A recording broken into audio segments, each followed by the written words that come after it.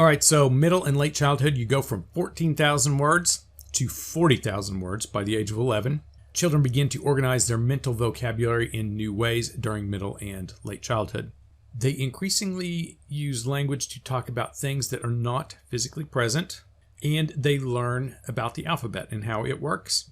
And obviously, advances in vocabulary and grammar are going to take place. This is accompanied by what they call metalinguistic awareness. This is a knowledge about the language, kind of like from above. We've talked about meta things before. It allows children to think about their language, understand what words are, and even define them. So by thinking about words, they are able to understand and apply the language even better, and this is metalinguistic awareness. They also learn more about pragmatics that we talked about in the last couple of videos. On reading in middle and late childhood, with reading, vocab is definitely going to help here.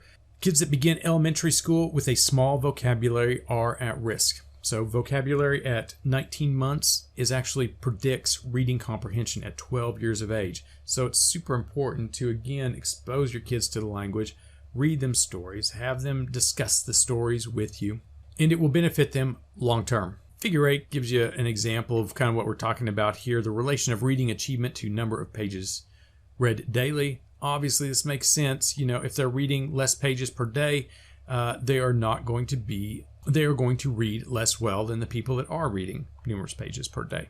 There are a couple of approaches to teaching reading. Phonics approach is reading instruction that teaches the basic rules for translating written symbols into sounds.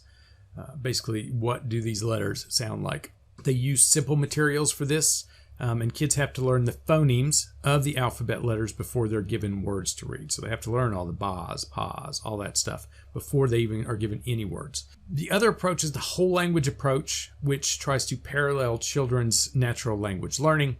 They're taught to recognize entire words and sentences and to use the context to guess the meaning of the words. They are given entire stories, not just a few letters. They're also reading within context and trying to figure out what things are by the surrounding words. Children benefit from both approaches, but more so at different developmental stages. So obviously the phonics approach is going to be more useful for a younger kid, and the whole language approach is going to be better for an older kid.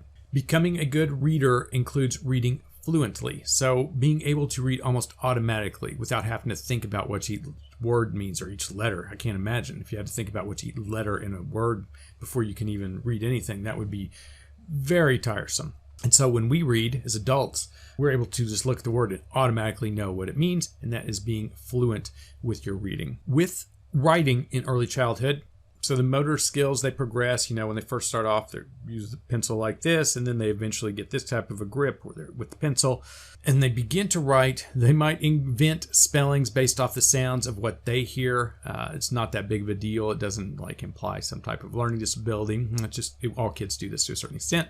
Writing skills develop as language and cognitive skills develop, and writing takes practice. So again, this is kind of like the reading. You would like them to practice writing as well. With the writing, it kind of relates back to the executive function, self-regulation. This idea of monitoring one's own writing progress is especially important. So metacognitive strategies that are linked to this. So when they're writing, if they need to be able to tell, oh, I made a mistake, I need to fix this. If they're not doing that, they're not using those metacognitive type strategies. All right, so that's middle and late childhood. We'll talk a little bit about adolescence now. They develop more subtle abilities with words, and what they talk about is metaphors, satire, and dialect. So they understand metaphors. They make strides in that anyways, which is an implied comparison between two things that are not exactly the same. So as an example, drawing a line in the sand. That doesn't mean you're physically drawing a line in the sand. What that means is you're indicating that you are at a non-negotiable position here. You're drawing a line in the sand. That's a metaphor. They also become better able to understand and use satire, which is going to things like irony, derision. And then finally, young adolescents often speak a dialect with their peers, which is going to be characterized by jargon and slang. So these are going to be words that the kids use that maybe adults don't use. And so I remember when I was a kid, there were some very specific words that only adolescents used and adults did not use. And I find myself in that same position on the other end of that now. Every once in a while when I'm in a college class, a student will say some word, and I'm like, what's that word mean? And they'll tell me, it's like, okay, well, this is definitely not a part of my dialect.